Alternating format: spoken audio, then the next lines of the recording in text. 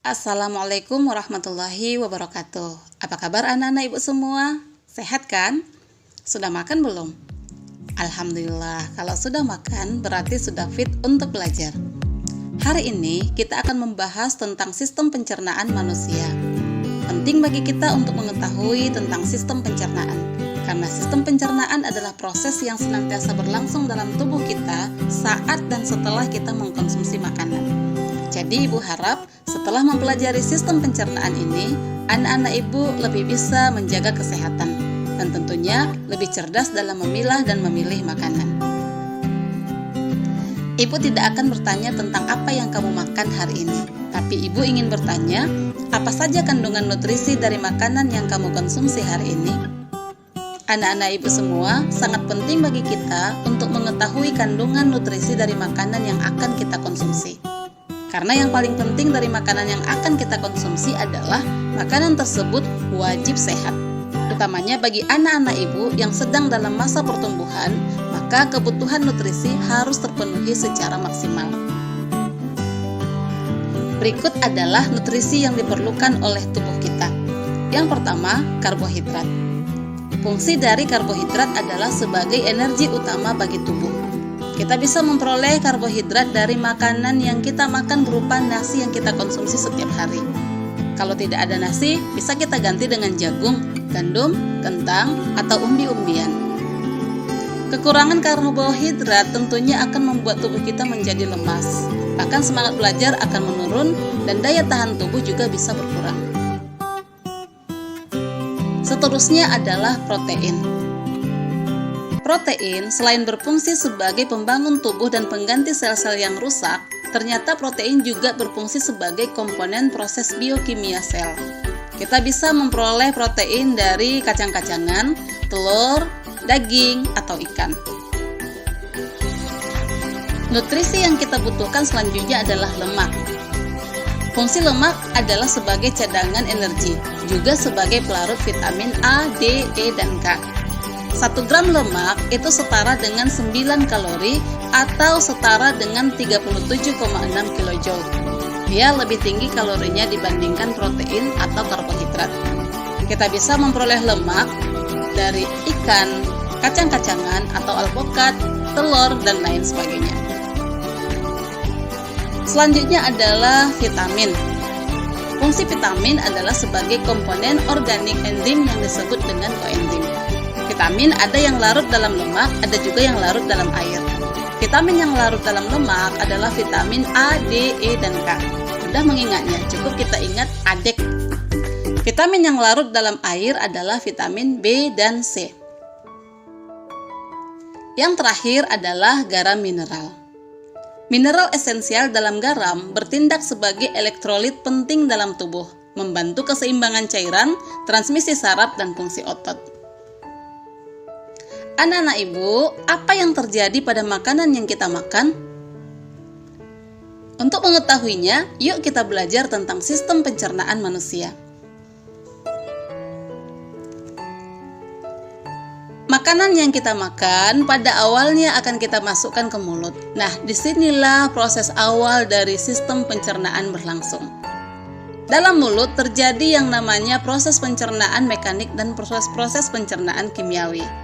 Setelah dicerna di mulut, ingat ya, diusahakan di sini makanan cukup halus, kurang lebih 33 kali kunyah, maka makanan akan dilanjutkan ke kerongkongan.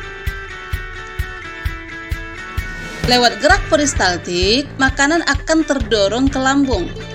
Nah, di lambung ternyata makanan dihaluskan kembali. Nah, di sini terjadi yang namanya pencernaan mekanik dengan pencernaan kimiawi. Seterusnya makanan yang dicerna atau dihaluskan sampai dia berbentuk bubur akan mengalir ke usus halus. Nah, di sini makanan dicerna kembali dan diambil sari-sari makanannya. Dan ampasnya nanti akan di sini ya, di usus besar dibusukkan di sini dengan bantuan bakteri, dan itulah nanti yang keluar lewat anus dalam bentuk feses. Nah, jadi bisa kita simpulkan bahwa sistem pencernaan ini adalah proses mencerna makanan yang kita makan yang bentuknya masih kasar menjadi bentuk yang lebih halus dan sederhana agar bisa diserap sari-sari makanannya, ya, diedarkan ke seluruh tubuh oleh pembuluh darah. Nah, seperti yang Ibu sampaikan tadi di awal, saat proses pencernaan berlangsung dimulai dari mulut, maka ada organ-organ utama yang terlibat dalam sistem pencernaan manusia. Yang pertama adalah rongga mulut, kerongkongan, lambung, usus halus, usus besar, dan anus. Ayo kita bahas satu persatu. Yang pertama, mulut. Pada rongga mulut terdapat gigi, lidah, kelenjar air liur atau saliva. Nah, anak-anak ibu coba diraba di dalam mulutnya. Ada nggak lidahnya? Ada giginya? Nah, ada air ludah. Itu sangat penting karena mengandung enzim, ya, dan berfungsi juga untuk membasahi makanan.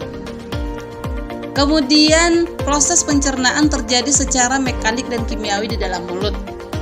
Nah, terdapat enzim pitialin yang berfungsi mengubah karbohidrat menjadi glukosa, makanya makanan terasa manis. Yang kedua adalah kerongkongan, disebut juga dengan esofagus, berbentuk lurus, berotot lurik, berdinding tebal. Otot kerongkongan berkontraksi mendorong bolus ke lambung. Itulah yang disebut dengan gerak peristaltik. Yang ketiga adalah lambung. Pada lambung, makanan dicerna secara mekanik dan kimiawi. Pencernaan makanan secara mekanik dilakukan oleh otot-otot lambung yang berkontraksi, melakukan gerakan meremas, menggiling makanan, hingga menjadi bentuk yang lunak seperti bubur makanan. Pencernaan secara kimiawi pada lambung dibantu oleh enzim-enzim pencernaan yang dihasilkan oleh lambung atau getah lambung. Makanya, saat mengunyah makanan di dalam mulut, usahakan makanan terkunyah secara sempurna agar kerja lambung tidak begitu berat lagi. Getah lambung yang terdapat pada lambung tadi terdiri dari asam klorida atau HCl yang berfungsi membunuh bibit penyakit yang masuk bersama makanan. Terdapat juga enzim pepsin yang berfungsi mengubah protein menjadi pepton, dan enzim renin yang berfungsi mengumpulkan protein susu menjadi kasein, menggumpalkan protein susu menjadi kasein.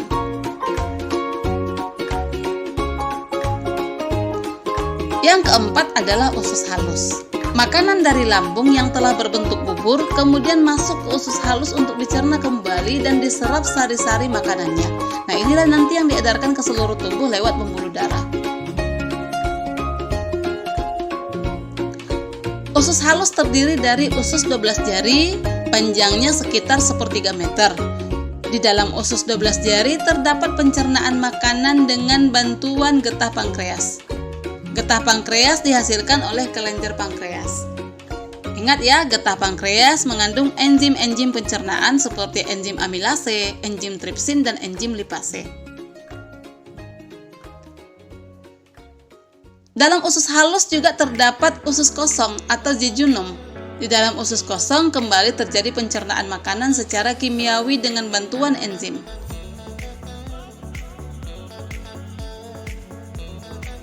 Usus penyerapan juga termasuk bagian dari usus halus, di mana dalam usus penyerapan terjadi penyerapan sari-sari makanan, di mana zat-zat gizi pada makanan seperti karbohidrat, protein, lemak, dan vitamin diserap di usus penyerapan pada bagian yang disebut dengan villi. Selanjutnya usus besar atau disebut juga dengan kolon. Pada usus besar, sisa-sisa ampas makanan diserap kandungan air dan garam-garam mineralnya. Kemudian ampas makanan tersebut dibusukkan oleh bakteri pembusuk yang hidup di usus besar, yaitu bakteri Escherichia coli. Selanjutnya anus. Anus adalah saluran pembuangan terakhir atau tempat keluarnya feses yang berupa ampas makanan sisa proses pencernaan. Untuk lebih jelasnya, mari kita simak video tentang sistem pencernaan berikut. Yuk kita simak. Nah, setelah tahu organ-organ yang berperan dalam pencernaan, sekarang yuk kita bahas mekanisme pencernaan makanan. Yang pertama, menelan. Makanan dihaluskan di dalam mulut dan ditelan ke dalam kerongkongan. Makanan hasil pencernaan di dalam mulut disebut dengan bolus. Yang kedua, masuk ke lambung. Bolus tadi didorong masuk ke dalam lambung akibat gerakan peristaltik atau gerakan meremas-remas dari otot dinding kerongkongan. Yang ketiga, di dalam lambung. Bolus diaduk-aduk dan dicerna secara kimiawi dengan bantuan enzim. Bolus akan menjadi kimus yang berbentuk setengah cair atau seperti bubur. Yang keempat, masuk nih ke usus halus. Kimus kemudian masuk ke usus halus. Di dalam usus halus, kimus dicerna lagi dengan enzim menjadi zat-zat yang paling sederhana atau sari-sari makanan. Kelima, penyerapan. Di dalam usus halus juga, tepatnya di usus penyerapan, sari-sari makanan akan diserap dan masuk ke pembuluh darah untuk diedarkan ke seluruh tubuh. Sari-sari makanan ini nantinya akan diubah menjadi energi. Keenam, pembuangan sisa. Lalu, sisa-sisa makanan yang tidak diserap akan dibusukkan di dalam usus besar menjadi feses dan dikeluarkan melalui anus.